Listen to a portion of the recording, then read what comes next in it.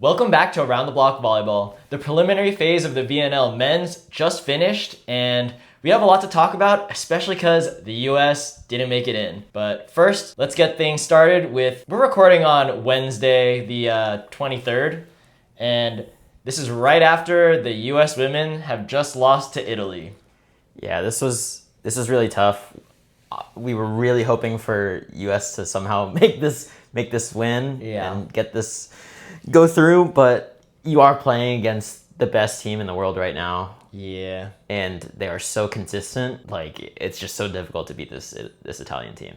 Yeah, honestly, as I was watching, I wasn't asking for too much. I really, really wanted us to win that third set at least. There was hope for sure. Yeah, there was definitely hope. It did go into like extra points, but obviously Italy was just too strong for us to close out that set. Yeah. And there were some upsides, there were some downsides, but it was a really close game though. Yeah. It was 3-0, but it was a pretty close game given, the set scores 25-22, 25-21, 28-26. That's the one that we're talking about. Like, that was the one to win, to move on here. But it's really tough when you're facing such a great Italian team. Yeah. And the U.S. is not at full strength because it's such a weird turnover for the U.S. So they really competed out there. That's what you want. But realistically, we want the win. But it's tough against this team. Honestly, I didn't even want the win. I just wanted a set win. So I felt like I wasn't asking for too much, but it was very difficult. Yeah. Avery Skinner had a couple pretty sick hits. Yeah. Cool. Again, she stood out, showing that there's a reason why she's an Olympian and why she played. So she definitely had a really good game. Sarah Franklin had her moments as well. I think, again, we kept on talking about if she can be aggressive. And you know what? She's been doing that. She's really been swinging away. And, she's it's going to come with errors, but the fact that she's being aggressive, I think that's what you want to see from her for sure. I'll say Eric Sullivan did a weird little switch towards the end where for the third set, he actually started off with Khalil Lanier. Yeah. And then switched it back to Sarah Franklin at least to me, it wasn't like the optimal time. Yeah. Because we were, at that point in the game, we were in the lead. And then that's when it started to get closer again. And obviously, Lanier, she was getting kind of picked on service eve. But I'm not sure if Sarah Franklin did too much better, and I feel like it disrupted our own flow of the game. In the end, who knows if we would have even won that anyways, because Italy is the team that really just turns it on when things start getting into clutch time at the end of sets. They decide, hey, let's win this, and most of the time, they win. Yeah. So I will probably address the allegations again. I feel like whenever we talk highly about a player, they just end up not playing very well. I think that kind of happened with Maddie Skinner. Yeah, that was bad. Where, we thought that she'd been playing really well this whole VNL, which I think she has. It's just a bad game. It's tough when you compare her to the top players in the world, not just at the position, they are also the top players in the world. Yeah. So when you say that, it doesn't come off as really good when you compare her. But this is also just not one of those games for her.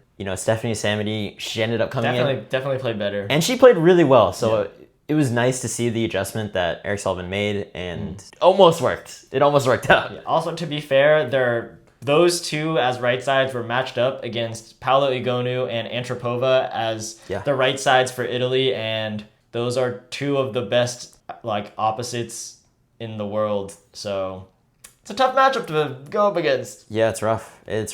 Italy, I guess we can talk about them. I feel like it's, to me, it's pretty easy to say that, again, they're the favorites to win it all here. Yeah, I don't Just how they look. Just confirming what we've already thought before the playoffs started. Yeah. Was just Paola Igonu, Antropova, like you said, are just both unstoppable.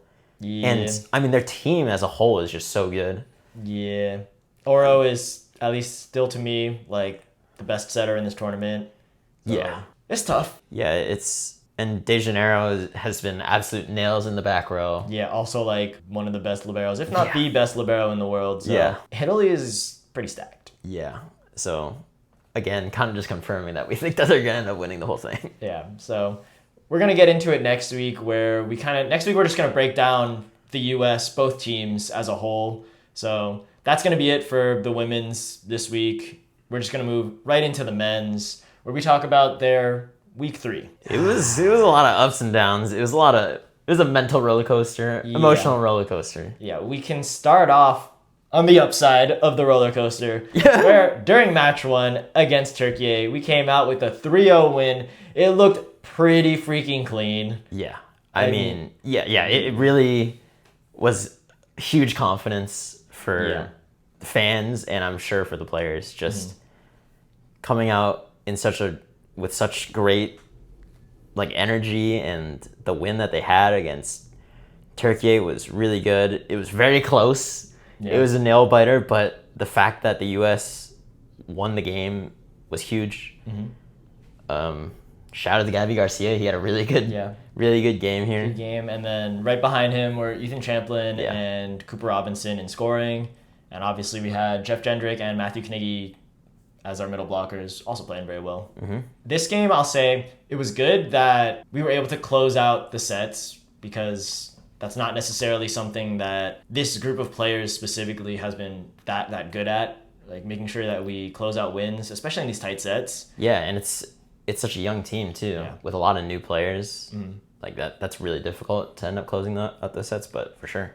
Yeah, so that was really good. Turkey is one of those not as top tier teams, so I won't say this is the perfect game from the US. It's amazing that we're able to 3-0 a team, because if we want to be that competitive, Turkey is also towards the bottom of the bracket, so we should be winning these. Yeah. Even though they are a very good team, very young team as well. Yeah. It was just a good confidence booster for the week to go in strong and start out with a win and doing it in a 3-0 fashion. Yeah. And then let's continue on the ups. We have the US beating Argentina 3-1 in the sets. So we did drop a set here, but still came out with a win. Super goal. This is one of the games, I think when I was doing predictions, I already had the win versus Turkey kind of written in. But this was one of the games where I was like, this is one that we need to win, especially if we're trying to make the playoffs. And they came out and they did it. Yeah, this is another tough team here. But it was another really close game again, which is crazy. I mean, they won all the sets. It might have been it's a total of a 9-point differential in those 3 sets that they ended up winning. Yeah. So it's very close. And again, I think this is just showing Karch Karai and his, I don't know, you call it insanity or I don't know, just a coaching guru, the fact that he's figured out, how to experiment with different players and what each player can provide and what they do best. Because I think he's been getting not the best from each player, but I think they're on their way.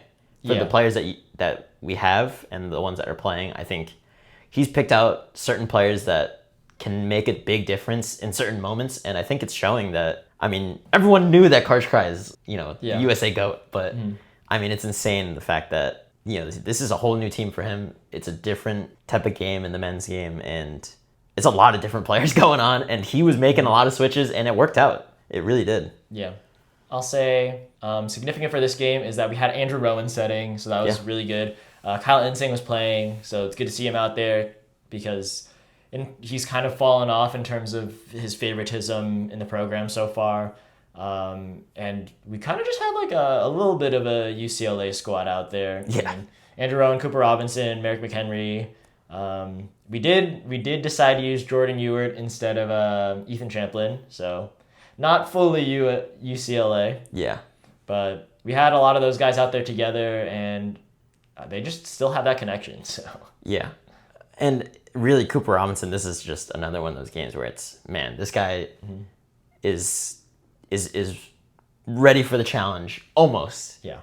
I mean, when you think about just right at college, he's definitely getting there, because, I mean, this is so impressive with the game that he had. 20 points, 18 kills. His serve receive this game was super good. It was really nice. And then, I mean, he's just starting to play pro ball right after this. Yeah. Excited to see him in Japan. Yeah, this is crazy development for him in just in this last maybe 2 months, if that, for him. So that's really good to see. And then Merrick McHenry again was I mean, yeah, when he gets a good ball, I mean, he's unstoppable. Yeah. So I think most people knew that already, but you know, it's another good middle to look forward to, hopefully, going forward. I think it's good to see at least with this game with Andrew Rowan, the attack rate of the middles, or the usage rate of the middles, is very high. So I really like that. It's something that you don't necessarily see all the time, especially when you have like big attacks.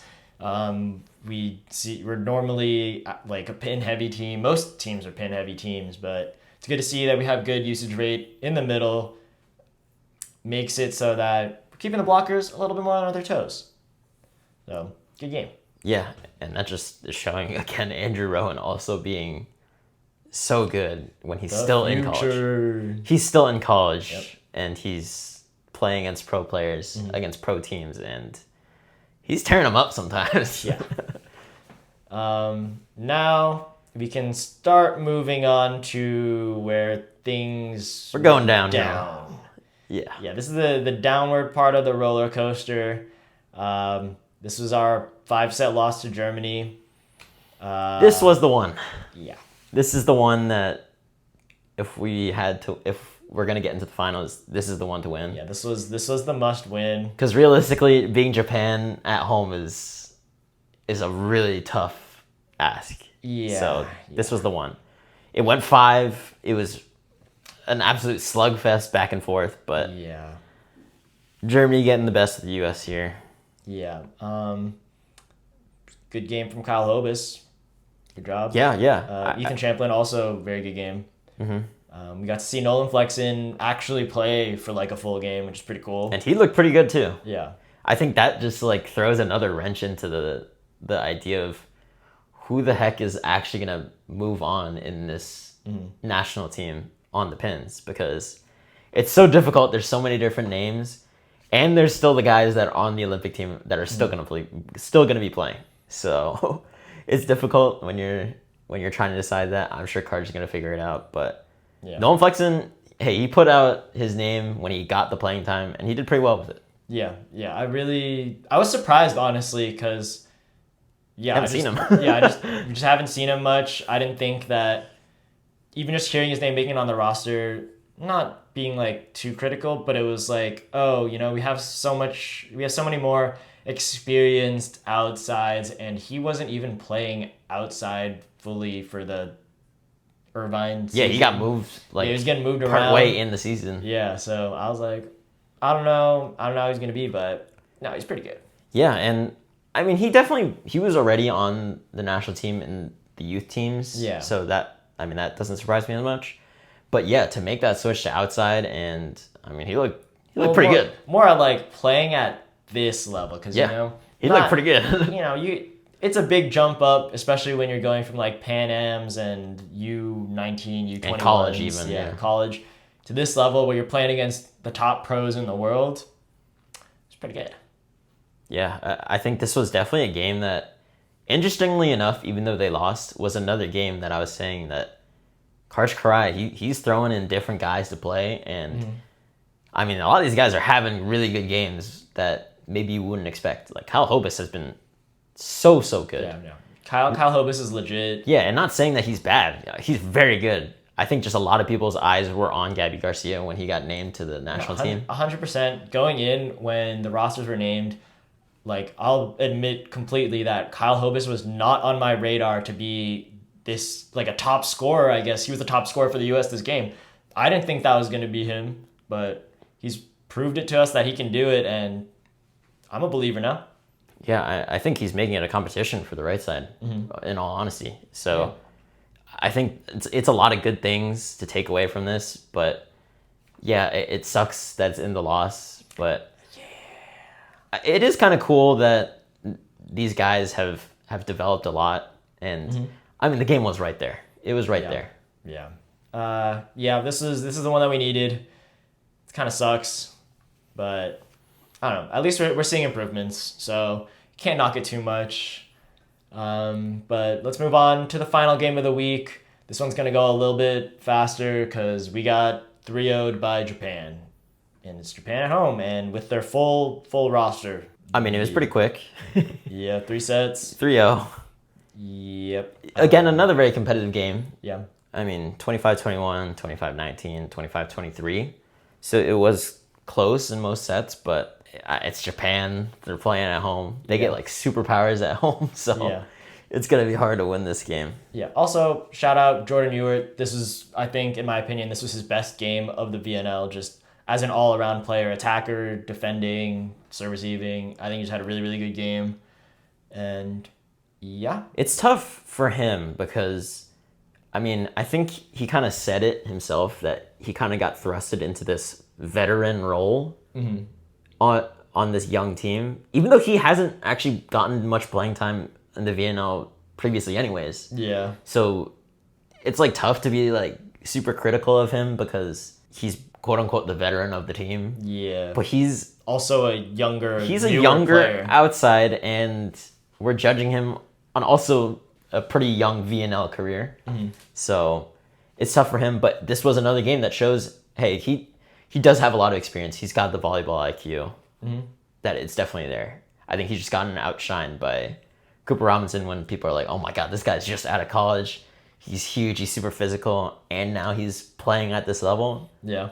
But Jordan Ewart has been, he's had some really good games, so. Yeah. No, I just think this one I was like, hands down. This one was very, very impressive. Yeah, for sure. Yep, shout out to him. I think he's probably my biggest takeaway from this game. I guess it was cool to see us play against a full Japan team. Yeah. I guess that's kind of cool to see how they compare, right? Yeah, especially because see Cooper Robinson versus a bunch of these guys next year. Yeah, that'd be pretty cool. Yeah, that's interesting, but I think that's all for our match review. Yeah, we didn't make playoffs. It's tough. It's tough. Yeah. Where did we end? After we lost that one, I was like, I don't even care where 12? We're 11th. 11th. So tied with, oh my God, right. It was a big tie because everyone had freaking 6 wins. Yeah. So just missed out. Yeah, just missed out. We were directly tied with Bulgaria with 6 wins and 17 points each. There's a bunch of other teams with 6 wins, and only Cuba made it out. We'll talk about that a little bit later. But first, let's just talk about our Week 3 MVP for the USA men's. I think we've already talked about him before, but we're giving this week's MVP to Ethan Champlin. He played in 3 of the games. One of them was kind of just as a sub, didn't fully play, but on the week, he had 32 points, which was 30 kills on 50% efficiency with 1 block, 1 ace, and 8 digs. And he had very good passing and defense and just the energy that he brought to the team. Very, very impressive. Still a young player. I think he's a good defensive outside. Yeah, I think he fits into that OH2 role really well.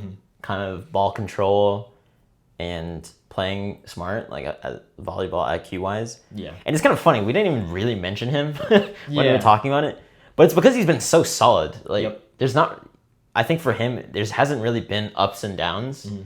It's kind of just been solid and there's just ups. I don't think he's really had per se a bad game, I would say. Yeah. I feel like he's just been really solid. Just like everyone else, it kind of took, like, I think just the U.S. as a whole took a couple games to get their full footing because everyone is just figuring out, what are we doing? Yeah. How's our systems looking? Because, again, this is Karch's first year. New systems. All of these guys are new to, pretty much everyone is new to playing in the VNL. So a lot of new things. Obviously, there's going to be all those growing pains, but Ethan Champlin's been very good. He's done exactly what we expected of him the entire time, and even more, I think. For sure. I think offensively, and I think that was what people were most worried about just because of his size. Yeah. But man, that guy plays so smart. The way that he played in college, he's pretty much been able to translate that into the pro scene pretty well so far. And hopefully it just goes up from there just because, his ball control has been really good. And volleyball IQ is also right there. Yeah, no. I think we can continue to look forward to him as being a solid presence on the USA team. Definitely going to have that energy even if he's not playing. And if he needs to be subbed in, play whatever role we need him to, serving, passing, anything. I think he can just always be there on the roster, completely reliable. Yeah, I think he he definitely has a spot carved out for him in that kind of do it all type of way for sure. Yeah, that's our week 3 MVP for the U.S. men's, and now let's just move on to our overall thoughts on the USA men's week. It felt really good in the beginning, though. Yeah, I won't lie. We've basically already said it. Kind of sucks that we didn't make playoffs. Yeah. The Germany, like, I don't know how to say it anymore, but that Germany loss just knocked us out fully. It would have been a weird points thing otherwise. Actually, no, we would have just made it in. We would have taken that spot. So yeah, that sucks. Yeah, I mean, I think the way that I can put it the best way is, at least how it felt to me, was it just hurt so much more when we were that close. Mm-hmm. I think if we weren't doing that well for most of the VNL, a little bit more middle of the pack, I would have been more okay with it because, I mean, hey, in reality, it is a really young team. Yeah. It's a completely different coach. It's new systems, and you only had like 2 months to do it. Mm-hmm. And the fact that they were that close makes it just hurt that much more. Just knowing, yeah. I mean, we were right there, and I mean, how can you not root for the U.S. if we make it to the VNL finals? That's just awesome. Mm-hmm. I think. Overall thoughts. I guess it was good that we kind of saw most of the roster play. Yeah. In general, like Karch was really like, I'm gonna give everyone like their turns, but everyone got a shot. Yeah, I think because I was critical of Eric Sullivan for doing the similar things with the women's, but I think for the men's, everything just everyone just feels so at the same level that, like, I can't be like, oh, you should have made, like, this substitution here, blah, blah, blah, to win. It's like, oh, no, like, everyone, I can expect any of these guys to go in and, like, perform to, like, a very solid level. So I can't be like, oh, like, we should have made these subs at this point, and that would have changed everything. It's more like, you know, we tried our best, and... It's tough. I think it's... Like, it kind of feels like it's like a Karch cry, like magic kind of. Mm-hmm. Like the fact that when he subs people in, usually it works out pretty well. Yeah. Which you can't always say that whenever you do subs. Yeah. And it is a tough thing for Eric Sullivan to kind of balance that. And I don't know for sure, but I'm assuming this is like his main first head coaching job. I don't know for sure. Yeah, for Eric Sullivan it is. I feel like it is. Mm-hmm. So that I think that's definitely one thing that he's going to work on himself. And I think he'll improve with time. But I mean, that kind of shows already the difference. Mm-hmm. Like Karch, he's had so much experience. Yeah. He's seen so much volleyball. And like he just knows somehow when to put guys in, and it works out. Yeah, I think he's doing a really good job of kind of like bringing out the best in all of his players right now. Mm-hmm. So I really feel like everyone's working to like exactly how I want them to play. Kind of like it feels like everyone's being used optimally. Yeah, it seems like there really is confidence that Karch is instilling into these guys, where I think they feel pretty confident when they're on the court. Yeah. Whether they win the points or they win the matches, that I guess that's kind of its own thing. But it seems like they felt pretty comfortable. They felt confident in what they were doing. Yeah. So. Just closing out thoughts for the men's. I'm excited to see what we're going to do for the World Championships. I feel like most of the people that... I don't know who's going to come back from like this, like the national teams of old, but I would still feel like if we brought back most of these same players who have been playing consistently in this VNL, I'd feel pretty confident that we'd... Obviously, I'm not expecting us to win, but I'd still think we'd have a very solid showing. Like, nothing to get depressed about. Yeah, I mean, I think the goal is to get a medal. Mm-hmm. It's going to be hard because, I mean, just the men's is so competitive right now. Yeah, but so much parity. Yeah, I think the goal is to win a medal, and I think that's the idea that Karch is going into with it. I think I saw in some of his comments after week 3 that's his idea, is that he's going to want to bring a really competitive team. He's not going to do as much merry-go-round, I guess is how he put it, of substitutions and moving players around, set by set, even point by point. So I think that's his approach, and I think that will work out even better for the men's. I think that just is going to give them that much more confidence. And yeah, I will be excited to see. I really hope that we get to see some of the veterans coming back from the national team. Yeah, that'd be sick. Haven't been able to see them play in a little bit. Just because last time was pretty much the Olympics for most of them. Because we're not gonna watch the overseas stuff. It's really hard to watch that. When we're watching overseas stuff, it's only like one person. Like it's really hard. I'm watching the SV League. I'm seeing TJ. Yeah, it's really hard to. Everyone's all split up, so you're also only watching one player in those situations. Yeah, it'll be exciting to see which guys they bring back from this VNL, and then how they meld together with the veterans from the Olympic roster. Yeah, it'll be an interesting mix. I'm still not really sure who's gonna get brought, but we'll find out soon. Yeah, it'll be fun when we find out. Yep. So now let's talk about kind of just the VNL preliminary phase as a whole, just looking at everything, because damn, we had a crazy ass race for making this playoffs. Because I don't even know how to explain like what happened with these like last couple spots. First of all, China is taking that number 8 seed spot, so that's why they're second to last right now, and they are the 8 seed. But fighting for that 7th seed, all tied with 6 wins. We had Cuba, Iran, Ukraine, Bulgaria, USA, and Argentina. And right above them with just 7 wins was Slovenia. So it was very, very close all the way down. I mean, sure, we have the more dominant teams at the very top, but oh my God, this race, it was so confusing too, because it was all based on like point systems for who was going to make it at the end. Yeah. Like Cuba lost in 5, I think. And then after that, they had to like wait and see what was happening for the last couple games to see if they would make it in.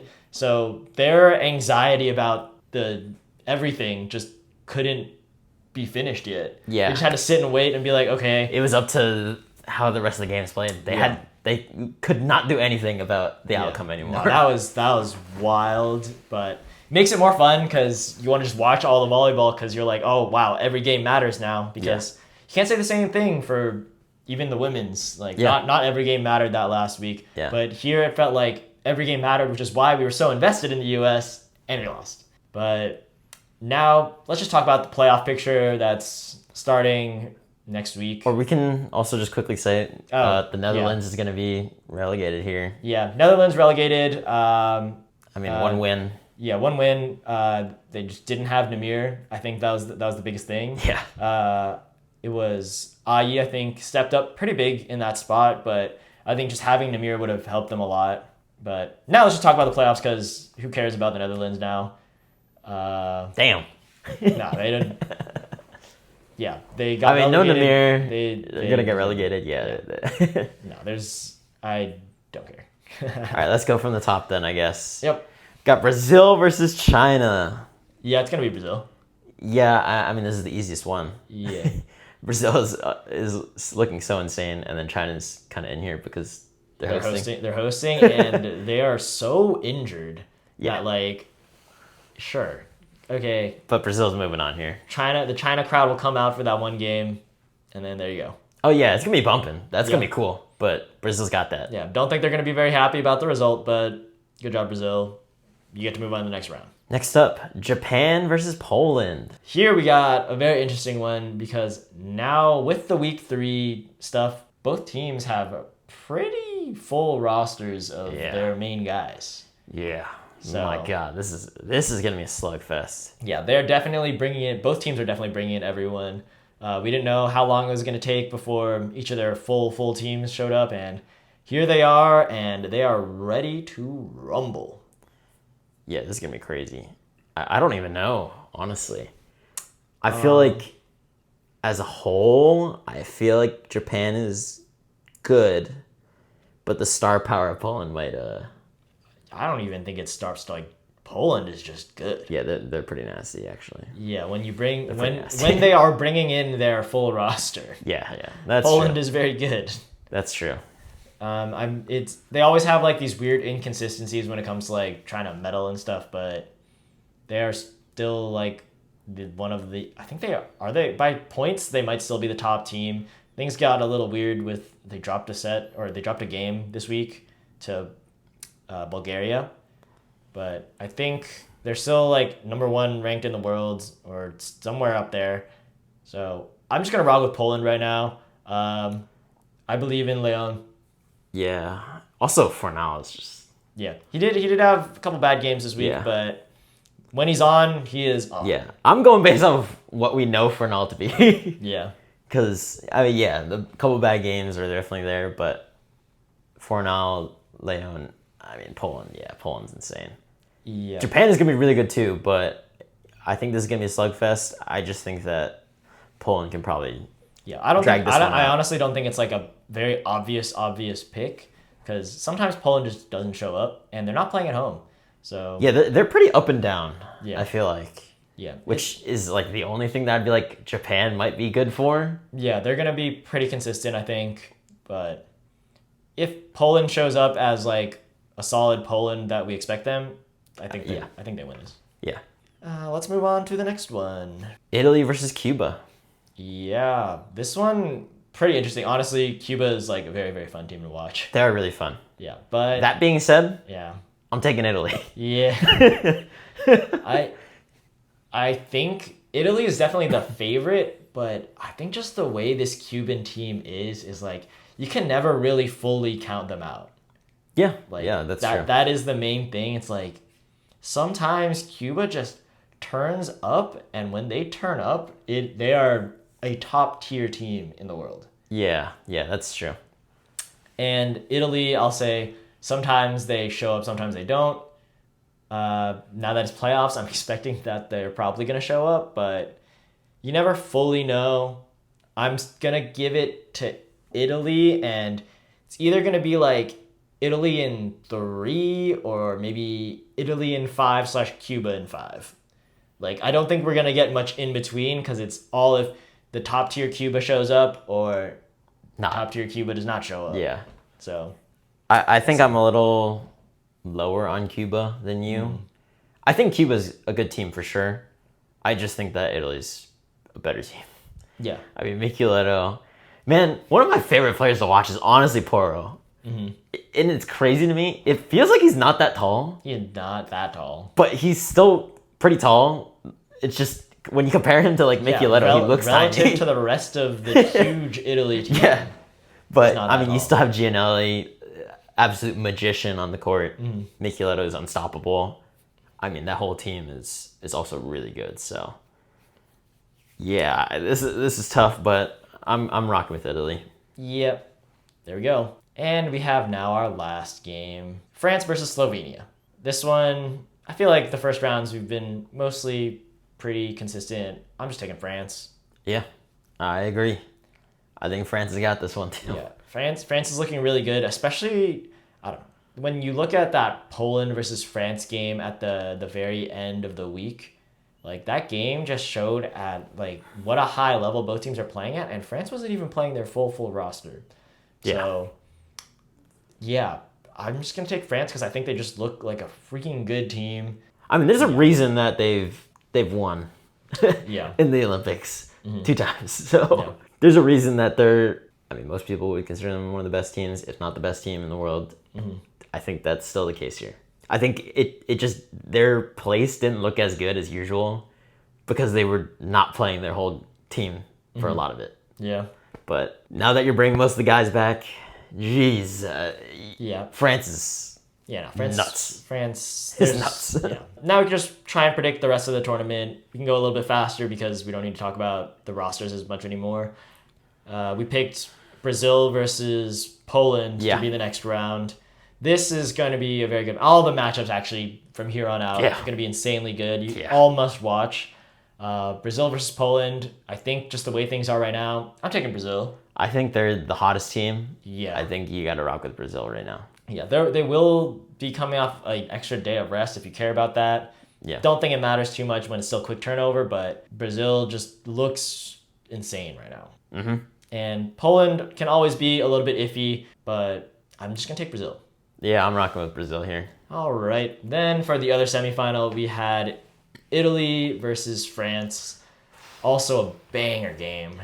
This one is tough. Again, it's like we never really saw the full France team. So that's what's making it a little bit tougher for me. Because Italy, I mean, they've been rocking out and they've been killing it. I'd say this one's probably one where you expect it to be either 4 or 5, very close. I just like the French team, so I'm picking France. I think I'm just leaning into biases who I want to see win. I'm just gonna pick France. Man, that's tough. If I went that way, I kind of want to see Italy. Yeah. I mean, this one is the most 50-50 matchup that we're going to get. Yeah, I'm just going to pick France because I like their team. That's fair. I just think Italy has looked really good. I mean, this VNL. Yeah, we can have different predictions. Yeah. So you'll go with Italy, and that means in the finals we're going to have Brazil versus either France or Italy. Again, I think this is going to be 4 or 5 setter, but I'm still going to pick Brazil at the end of the day. They're just looking really, really good this VNL, and they have depth. So in these like back-to-back days, I think they have like the subs and everything to bring in. And yeah, I'm just picking Brazil. You know, damn, tough. Yeah, Brazil is looking really nice. You know, I'm gonna do something crazy. I'm gonna say Italy wins both. I'm gonna say that Italy beats Brazil here. Yeah, Italy's gonna win through the adversity. Italy's gonna is gonna win the women's and the men's. That's what I'm going for. Alrighty. He's an Italian national basically. Then we have the 3-4 match, which I think for you would be Poland, France, and for me it's Poland, Italy. Italy, yeah. I'm going France. This one's tough.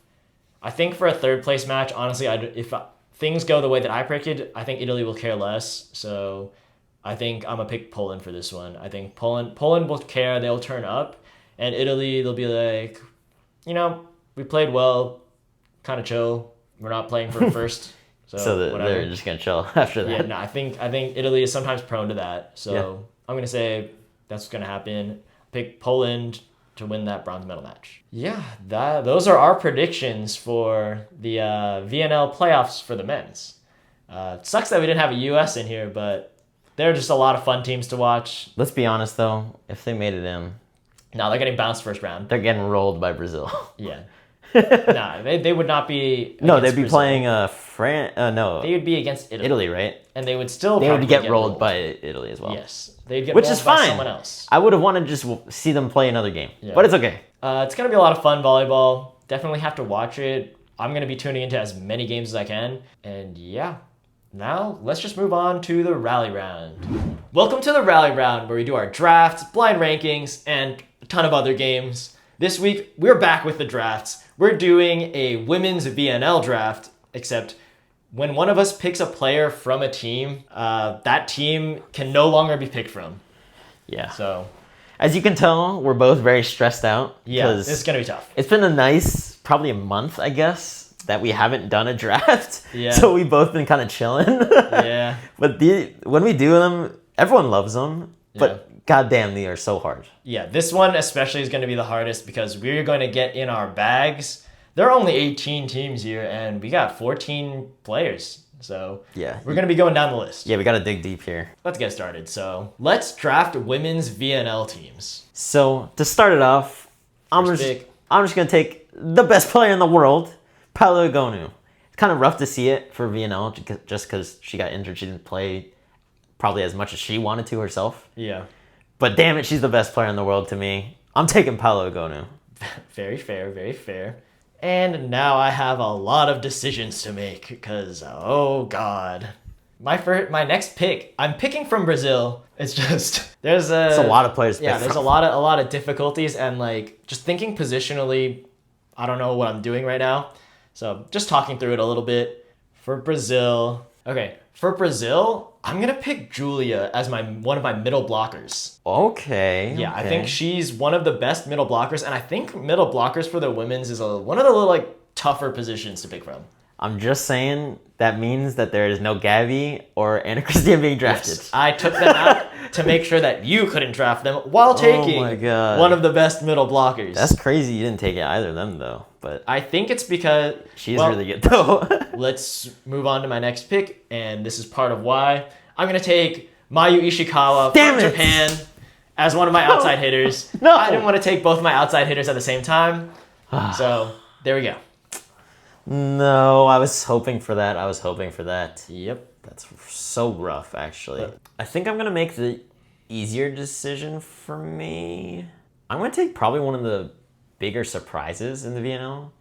I'm going to take Woo Meng-jia. I think she's been so solid in pretty much every facet as an outside. Yeah. that I think it's pretty crazy to pass up on her. Yeah, and that one's tough because there's also Zhang Yu Shan, which is also, she's also really damn good. Yeah. So that's kind of rough there, taking that pick because you can only get one of them.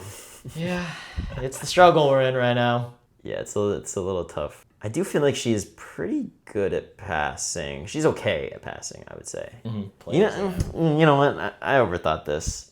I'll just take my other outside. I'm gonna take Martina Lukashik. I think she's just so solid. Again, another player that can kind of do it all. Really good offensively, but can still pass really well. So I feel good about that. Also, I deny you Poland. Yeah, that's tough. Ooh, I was really hoping for that. Okay, now we got some decisions to make. First of all, from Turkey, give me Melissa Vargas as my right side. Makes sense. It's the easiest pick for me. It's just like if I left you Poland, you can still take Stysiak. I think you still get a good right side regardless. Yeah. But I wanted to pick the best player I thought for my team. Yeah, and now we have a lot to think about. All right, let me round out my middles. So from Germany, I'm taking Camilla Wetzel as my other middle. I think she's been one of the best middles just in the VNL. I think she is the standout player from Germany to me. So, welcome to the team. It was kind of funny. We didn't take Boscovich. Oh, I forgot that was like an option. Because like if you think about it, she is. I mean, on that team, there's no one else that you'd want to pick. Yeah. I guess it is like. I was just reading down the line, and I was like, oh. Damn, I really don't want to have to like take setter last though. I mean, but like I don't know if it matters anymore. Yeah. Who we take? You're just picking a setter from one of these teams. All right, so I'm gonna take a lib here. I'm actually gonna take Pina Panoy. I think she's. I mean, we saw it from League One, but even here on the VNL stage, she was still really, really good. Definitely a really bright spot for that Thailand team. So I'm taking Pina Panoy. And then after that, I probably want to take a middle here. I don't have a middle yet. So I'm going to take Magda Jelasheva from Czechia. I think she's so good. Again, she kind of showed it at League One as well. Maybe that's kind of why I'm drafting these players. Yeah. Is now that I've seen them. Picking the League One players. But man, she's nice though. This dude did not go off of the VNL. No, she was good. She was really good at blocking. Yeah, she was good. She's good. I think that's honestly a big thing for me is, you know, I think my offense can be really good. And I just want to solidify some defense here. So let me get a good blocker. Okay, first, for my outside, give me Avery Skinner from the U.S. Simple pick for me. When she showed up this week, she balled out. And even in this loss, she balled out. Yeah, she was pretty good. And then from France, she was one of the most impressive liberos to me during this VNL. I'm going to take Juliette Guellin. I think she's a really good lib. I guess it denies France. I don't know if you were going there, but... I was not going to go there. But that's okay. She's still really good too. And now you're down to your last two picks. Yeah, for my other middle, I'm going to take Henna Kurtajic. Yeah. Another middle that, I mean, she's locked down at the net. She's blocking everything. So Henna Kurtajic, you're on my team. Now the setter. To run the offense here, that's definitely tough, but I'm going to take from the Netherlands, I'm going to take Sarah Van Allen. I think I'll let her run my offense. I'll feel okay about that. Definitely got a lot of star players here. That's all you really need for these types of teams. I think we kind of both took that approach. Yeah. Good star players around. Setter can look pretty good. Doesn't really matter. Not to say that these setters are bad. I mean, Van Allen definitely running the offense for Netherlands there. All right, then for my last pick, I also just have a setter left, so I'm going to go a little crazy here. I'm going to take Kim Da-in from Korea as my setter. This was quite the battle we had. Towards the end there, we started getting a little frisky with it, but what do you guys think about our drafts? Who do you think's winning this one? It was tough. Yeah, this is definitely hard for picking out teams when you're limited. Once we take those top teams, it can get pretty tough. Yeah. Especially as we got towards the end, we realized we left a lot of really good players undrafted. Yeah. That's just the nature of it because we were just trying to deny from each other. And there's so many good players on certain teams that's like, really good players are going to get left out. I mean, just that Italy Can't pick really to help start off, the Brazil picks, like, Yeah. we just had a lot of people we wanted to take. Yeah. But now let's just move on to the next segment. And next we're doing roster predictions. So we're back at it. Haven't done an NCAA roster prediction in 2 weeks, I think. We know you guys love these. This week we have Stanford. So gonna be a very interesting one. So who's gonna be your starting 7 for Stanford? This one is really tough for the Cardinal. I feel like it's really difficult when you have to replace Cami Minor, the setter, Elena Ogilvy as a libero, and then Sammy Francis as a middle. Those are really good star players, all-American type levels. So it's very difficult to replace that. But I think you trust Coach Hambly and the program of Stanford for women's volleyball. They've been so good. You know, we'll see what we can cook up here. So first, as the setter, to replace Cami Minor is going to be really difficult. But Taylor Yu already had some playing time. She was kind of doing a lot of different things, though, from last year as a freshman. She was kind of serving, she was setting, and she even hit a little bit. But then there's also this freshman upcoming, Logan Parks. I think as an upcoming freshman for her, she kind of was already competing in the USA programs as a setter and even an opposite. So I think that really just shows the volleyball IQ, the athleticism, the physicality that I think she can compete for that starting spot. Next, I think OH1 is super easy for me. Yeah. I mean, pretty much the pins are really easy for me, at least from what I think. Elia Rubin, I mean, she's the All-American outside that's actually on the watch list for National Player of the Year. That just got announced. So she'll be leading Stanford here. I think that's going to be a newer role for her, having Elena and Cami as setter libero. I think that definitely helped. But I think Elia Rubin is definitely able to step up to the challenge there. I mean, she's lights out, all around outside. She can do everything. Yeah, she was a beast last year already. And then the OH2, I think, again, this is relatively easy for me. I think at Parkhurst, she had a really good first season as a redshirt freshman. She was second in the kills. She was second in kills for the team. I think that kind of speaks for itself. I will say she definitely she had a DS last year in Anna Pringle. I'll mention her later, but I think that's kind of the interesting thing is, can she play 6 rotations, or is she still gonna have a DS? I think that's something that you'd have to look out for. But there's also a freshman, Cassie DeMaria. Sorry if I'm butchering that, but she's a really tall outside that I think she could develop into pretty strong 6 rotation player. Hopefully, I think that's the goal for Coach Hamley. But I think for now, you kind of rock with a Parker. I mean, she already had a really good freshman season. So rocking with her as the OH2. And then for the middles, Lizzie Andrew was already starting last year as a freshman. And I think she was really impactful really early on. And it's going to be tough missing Sammy Francis. So I think that kind of puts more of the responsibility onto Lizzie. But I think she can answer that call of stepping up and being more involved in the offense as well. Because I think the blocking has already been there. I don't think that's really a worry. And then the other middle, I have Erica Sayer. She's my preseason pick for the other middle spot right now. She's a freshman, but I think she was already an All-American in high school. You know, like the high school level. Yeah, the high school All-American. Yeah, it's kind of confusing when you say it like that, but yeah. At the high school level. And she's already played on the USA national team, like development program. And I think that's usually really helpful for a lot of these players to kind of make that jump into college. So she's my pick. But there's also a fellow freshman in the same class, Reese Dunkel. I think she's another really good young talent joining Stanford that maybe she can compete for that. But I think also in the long run, I think she'll be there for sure as a middle. And then gotta mention Sydney Duncan. She didn't compete last year for Stanford as a freshman, but she had this full year to develop. She got the experience. She's had a full offseason as well. I think that can definitely help. Maybe she can get some playing time as well. The opposite is Jordan Harvey. I don't think that's pretty crazy either. I mean, she was the right side from last year, and she was a really strong option for them from the right side, and I think she's just going to keep getting better. And she also had the best serve on the team. She had the most aces. I think that's going to be really useful for Stanford as well. Then the Liv. This might be crazy, but from what I've heard from Coach Hambly, what I've seen in an interview, and kind of what he said about that freshman class is Spencer Etzler. She's an upcoming freshman that I think Coach Hambly seems to believe in a lot, that she can take the leap into the libero spot. It's very tough when you're trying to replace Elena Ogilvy, one of the best liberos in the country, but that's going to be a big jump for her, but she might be able to make that jump.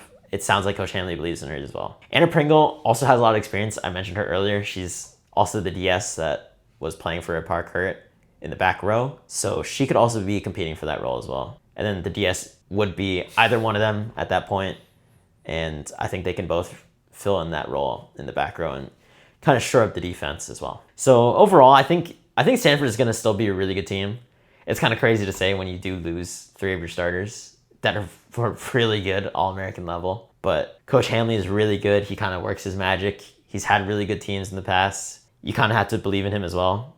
And I think the freshman class is going to play a very huge part in this team. I think it's going to either show that they're ready and that this team is going to still be really relevant and really good and competing, or it might be a little difficult. There's going to be a lot more bumps in the road. So it'll be an exciting team to watch. I know there's a lot of Stanford fans out there, but I think they'll be pretty good. Yeah, I don't think you can ever count Stanford out. So yeah, Ellie Rubin is going to be absolutely nuts. And that's our roster prediction for the week. So now we can move on. We're moving back towards the men's. We started off doing a little bit of a King/Queen of the Hill last week. Seemed like everyone liked it. Yeah, so we're moving on to a King of the Hill for the men's this week. All right, and we got a little different position this time as well. So we got King of the Hill men's setters in the VNL edition. All right, what are we starting off with? First, we're going with Moni. This is the guy that is the star of volleyball right now. Yeah. Everyone is raving about this guy. But we're putting him up against level 1. We got Arshia Benazad from Iran. This one's a very interesting one because I think Arshia is very, very good, and he played pretty much every game. Yeah.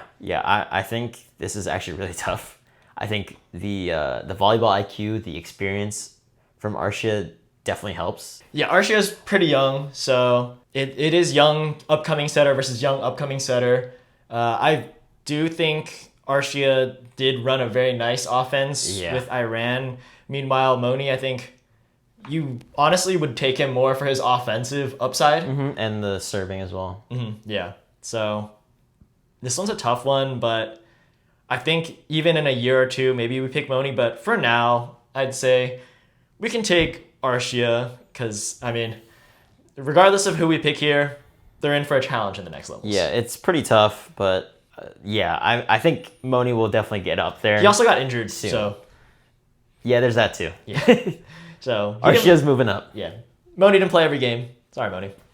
Next, we got Fernando Cachopa Krelling. From Brazil. This dude, he's been a maestro with the ball. Oh yeah, he's actually just insane. I do remember the funny one was him getting the chase down bump set, and then Bergman swung at it, and then you see the crash out. Yeah, that was pretty funny. That's definitely showing the veteran in him. Yeah, that was like super frustrated, but I mean Fernando is so good. He's so good. No, he's 100% moving on. Yeah, he's one of the best setters in the world. Sorry, Arshia. Yeah, this one, it's a tough matchup to go against. We really jumped in to a new level here. Yeah, but level 3 doesn't get any easier. We got one of the best players in the world too, even. Antoine Brizard from France. I mean, this is crazy, but this is now we're really, really getting into the debates because now we're talking about some of the top setters in the world, and this one's tough. To me, I feel like I have to go Brizard. That might just be biased for me, but I mean, man, that guy is so damn good, and it's on like every facet of the game as well. Like offensively, he's also pretty aggressive, which is nice. Yeah. Blocking wise, he's physical at the net, and then obviously he could set. Yeah. Serving is also really good. I think you kind of just listed the reasons why. Even though I think Cachopa right now is setting the better games as far as we've seen, just pure set wise, but Brizard just has everything else on him. Yeah, and I mean, he also has won Olympics. Yeah. I mean, I know we're going off the VNL, but I think that shows his level. There's a caliber and his to this volleyball mind. Yeah. So I'm rocking with Brizard. Yeah, let's go Broussard. He's been popping off. And then, last but not least, we got the magician himself, Simone Gianelli from Italy. This guy is also just crazy. Yeah, this one's real tough again. We have two of the best setters in volleyball right now going up against each other. And the physicality that Broussard has is not a complete separator when you compare him to Gianelli. Gianelli's also really tall. Very physical at the net. Aggressive as well, so this is definitely tougher. No, yeah, wow. This one... I might have to rock with Broussard. Yeah, I might have to give him that. This is tough, though. Yeah, I feel like... Oh, both of them are insane, actually. Yeah, I feel like when it comes down to it, and you need a guy to dish the ball out consistent when it's high pressure, I think, to me, Broussard has shown that in the last two Olympics. So, to me, I'm going Broussard. I'll agree with you for Broussard, because I'm going to say for Broussard, he always finds a way. If he's not performing to the best of his abilities, he always finds a way to figure it out. I mean, they have other setters to fill in for him, but I feel like Gianelli just has another top setter in the world behind him in Spertoli. Yeah. To help take that role if Gianelli's ever having a little bit of an off game. So I'll just rock with Broussard, even though Broussard, I think, is it Tony Uti who's behind him? Yeah.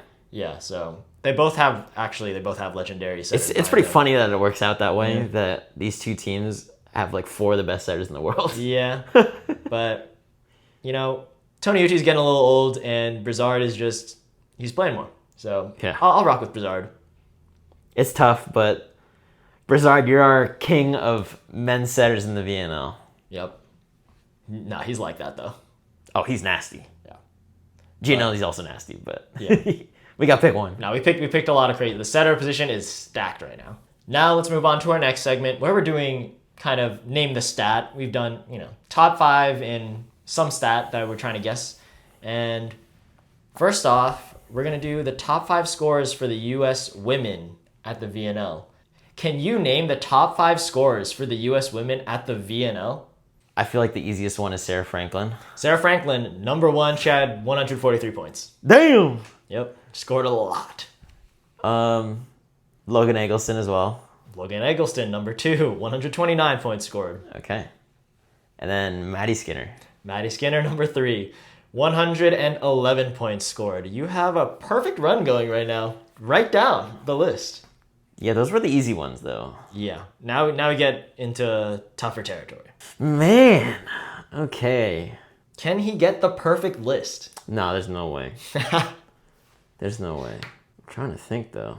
I'm going to just say it just in case, but I feel like there's no way. Is Avery Skinner on there? Avery Skinner is number 4 with 72 points scored. That's crazy. He has the perfect list going. That's actually insane that she's there.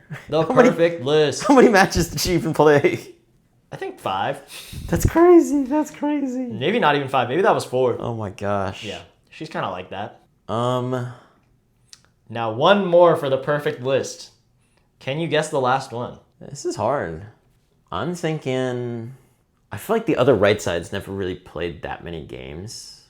Like, it was always split between them. Besides Maddie Skinner, that's my thinking. But the middles are also hard because it's not like any of the middles really played. Like we also had a lot of middles. There were so many going middles in and out, but it's tough.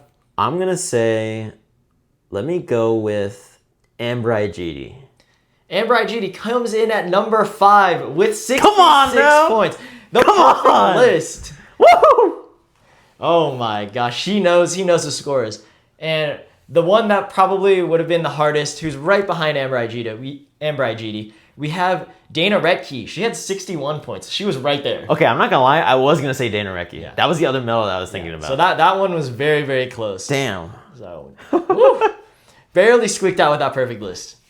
But next, we're gonna move on to the men's here, and we're just gonna go overall in the VNL. Give me the top 5 scorers in the VNL men's. All right, this is where we get a little difficult, except for the first place, who I assume I know, but I've been a big fan of him for a couple years now. Marlon Yant. Marlon Yant is number 1. 237. 237 points scored is a lot of points. Yeah. Okay, now we can start throwing out some guesses. How about Mandarici from Turkey? I know he's the ace leader. Yeah, it's kind of crazy. He's at number 6. He just missed it by 3. Oh my god. He just missed it by 3. Dang it. Next, how about Philipp John from Germany? Yes, he is at number 3 with 210. Okay, yeah, I know he's been playing a lot. He's been scoring a lot for Germany. He's been their main guy. Yeah, I'm sorry. I think someone definitely clowned us for not knowing how to say his name. I still don't really know how to say his name. Philippe? Is it John? Is it John? I don't know. John? I have no idea. I'm sorry. If someone can educate us, please. Yes, that would be very nice. My bad. You got 1 and 3. Okay. Who else been playing a lot and scoring a lot for their teams? Ooh, I think we had him on a previous list, but what about Ayi from the Netherlands? Ayi is at number 10. 178. Dang. It's not that far off from number 5, though. Yeah. Ooh, another big score. How about Amin from Iran? Amin is at 13. Oh my god, what the heck? Big point scorers for their teams. How about Alex Nikolov? That was the one that I was hoping you'd get pretty easily. Yeah. He's at number 4. 208. Okay. That one should have been easy. Who else are big scorers for their teams? This is the first place team. How about Alan from Brazil? Alan is farther down. 17th place. Dang. 141. Okay. How about Miura from Japan? Miura is at number 8. Oh my god. Also very close to number 5. 6 off. Okay. I've been keeping an eye on this guy for a future draft in case we do one. How about Théophile from France? He is at number 2 with 225. Okay. I thought he was going to be at that 5 spot. He was balling. Whew. Okay. Leaves your number 5 spot. Okay. Let's rock with number 5. How's Polanski from Argentina? He's at number 9 with 180. Oh my god. 10 off from this number 5 spot. It might be from a team that you're not expecting. Okay, so not the top teams. How about Mazic from Slovenia? Mazic is 14. Ooh. How about Tupchi from Ukraine? He just missed it as well. He is 5 off. How about Yanchuk from Ukraine? Yeah, that is Yanchuk. Teammate of Tupchi just beat him out by 5 points. Ooh, so they're the dynamic duo out there. Yeah. 190. 190. Okay, so that was the cutoff for being in. Okay. Tupchi at 185. And that brings us to the end of that segment. So we're done with Name the Stat right now. And now we can move on to a new segment we're trying to add in. It's been popular. This type of game has been popular for a couple of years, but we're going to take our little try at it. It's going to be a little difficult. Bring it into the volleyball world. Yeah. So next we're going to play Avoid Saying the Same Thing as Me. And we're going to do the VNL Women's Edition. First, name a middle from a European country. 3, 2, 1. Magda Yelasheva. Okay. He knew I wasn't going to be able to pronounce that. Let's go. That's one of my favorite middles from League One now. Yeah, so let's see who survived there. But if you survived, next, name an outside from an Asian country. In 3, 2, 1. Mayu Ishikawa. Let's go. Okay. I'm still going. I'm still clean. Okay, here. he survived. Next, we have name a player that's played in all 3 weeks of the VNL. In 3, 2, 1, give me Wang Yuanyan. Ooh. Let's go. Same country though. That was close. Let's go. Very close. Name a setter from North America. There's only so many. Yeah. In 3, 2, 1. Jordan Rachel Poulter. Fairbanks. Let's go. Okay. Let's go. Hey, you were playing a close game there because that is one of my favorite setters. I know. That's why I thought that you wouldn't say your name. And now, oh God, for our last level 5, name a European team to make the playoffs for the VNL. There's only 4 options. There's 4. There's only 4 options here. Oh my gosh. So, in 3, 2, 1. Italy. Oh, we got him! No. Last level. The last level he wasn't able to survive. No. That's tough. Were you able to survive? This was a tough one. And if you want us to do more of these, let us know because this is very fun. That'll take us into our final game of the week. We're going to be doing some blind rankings. It's one of our favorite things to do. And we're going to be blind ranking men's week 3 performances as we do pretty much every week. So blind rank these men's week 3. I forgot to say VNL. Blind rank these men's VNL week 3 performances. To start you off, we have Wilfredo Leon from Poland in a 5-set win versus France. He had 30 points on 24 kills, 43% efficiency, 3 blocks, 3 aces, and 6 digs. And the service pressure was insane from him. Yeah, and also this is against France. Yeah, this is the big game. So, damn. I mean, to me, this is low-key, like, could already be number 1. This is up there. This is 1 or 2 to me. You know what? He's one of the best players in the world. Let's give him number 1. All right. Wilfredo Leon with the insane serves. But from that same game, your next player is Théo Farr from France, who lost this match. He had 28 points, which was 25 kills, 45% efficiency, 1 block, 2 aces, and 6 digs as well. Yeah, this is also pretty nasty. Yeah. You are playing against Poland, one of the best teams. Yeah, this is really tough. He also almost took him there. Yeah. This was a push to 5 game, so. I mean, he won a whole set himself with just kills. I mean, that's pretty nasty. Yeah. I think to me, I dock him for the loss, but that's still a really insane game. I'll play it safe. I'll give him 4, though. Okay. Yep. Pretty good. I mean, a lot of good performances, and he just wasn't able to win it out at the end. Your next player is Pablo Kakartsev from Argentina in a 4-set loss to the US, but he had 30 points on 26 kills, 44% efficiency, 2 blocks, 2 aces, and 2 digs. Yeah, that's pretty nasty, too. Yeah, 30 points in 4 sets. Yeah, he did lose, though, which does make it rough. But in 4s, Yeah. Normally the 30-point games are in 5-setters. Yeah.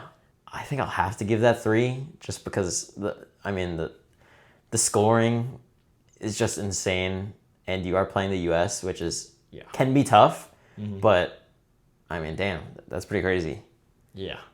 I mean, that was just a nasty performance because winning a whole set in 4 sets that's a carry job. Yeah.